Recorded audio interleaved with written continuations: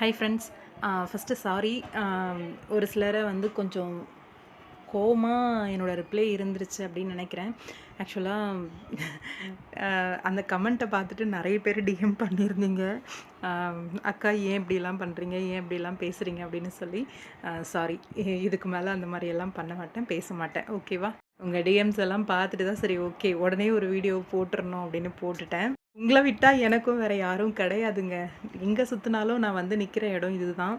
என்னென்னா ரிப்பீட்டடாக fake fake அப்படின்னு சொல்லி அந்த வார்த்தைகள் கேட்கும்போது கொஞ்சம் வருத்தமாக இருக்குது. வேறு ஒன்றும் கிடையாது. இதுக்கெல்லாம் ரியாக்ட் பண்ணாமல் இருக்கணும்னு பார்க்குறேன், முடிய மாட்டேங்குது. அதுதான் விஷயம். ஓகே, இன்றைக்கி எபிசோட் ஷூட்டிங் வந்து ஸ்டார்ட் ஆகிடுச்சு. நம்ம சுவாமி மறுபடியும் ஷூட்டிங் வந்து ஜாயின் பண்ணிட்டாரு. அப்கமிங் ஹாஸ்பிட்டலில் ஒரு பெரிய சம்பவம் இருக்குதுன்னு நினைக்கிறேன். காவேரி கங்கா 2 பேரையும் ஹாஸ்பிட்டல் கூப்பிட்டு போகிறாங்க போல இருக்குது. அங்கே வச்சு ஏதாவது பிளான் பண்ணுறாங்களா, காவேரி கங்காவை தூக்கிறதுக்கோ இல்லை அவங்களுக்கு ஏதாவது பண்ணுறதுக்கோ பிளான் பண்ணுறாங்களான்னு தெரியல பசுபதியோட ஆளுங்க. அந்த இடத்துல நம்ம சகலைகளோட சம்பவம் வந்து ரெடி ஆகிட்டுருக்கு. மாஸ்க்கு போட்டு ஃபேஸை கவர் பண்ணிக்கிட்டு ஏதோ சம்பவம் பண்ண போகிறாங்க போல இருக்குது. அப்கமிங் பெரிய ட்விஸ்ட்டு காத்துட்ருக்கு. நம்ம நிவின் வந்து ஒரு பர்சனை வந்து பிடிச்சிட்ருக்காரு.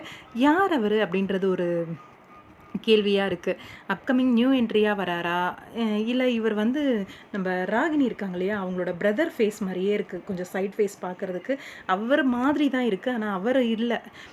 மேபி அவரை தான் சேஞ்ச் பண்ணிட்டாங்களா, அவரை கடத்தி ஏதாவது வச்சுக்கிட்டு இருக்காங்களா என்னன்னு தெரியல. மோஸ்ட்டாக எல்லாமே ப்ரிடிக்ஷனில் தான் சொல்லிகிட்ருக்கேன்.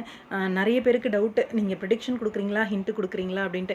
எப்போயாச்சும் ப்ரிடிக்ஷன் மாதிரி ஒரு சில ஹிண்ட்டும் வரும். நீங்கள் ப்ரிடிக்ஷனாகவே எடுத்துக்கோங்க. அது சீரியலில் வந்துச்சுன்னா என்ஜாய் பண்ணுங்கள், வரலன்னா விட்டுடுங்க, அவ்வளோதான். நம்ம பிக்ஸை பார்த்து அப்டேட் கொடுக்கறது மட்டும்தான் நல்லது நம்மளுக்கு. பிக்ஸை பார்த்து அப்டேட் கொடுக்கறதுங்கிறத தாண்டி நம்மளாக வந்து யூகிச்சு சொல்லாமல் இதுதான் நடக்கும் அப்படின்னு சொல்லாமல் சொல்கிறது தான் நல்லது. அது கற்றுக்கிட்ட ஒரு விஷயம்.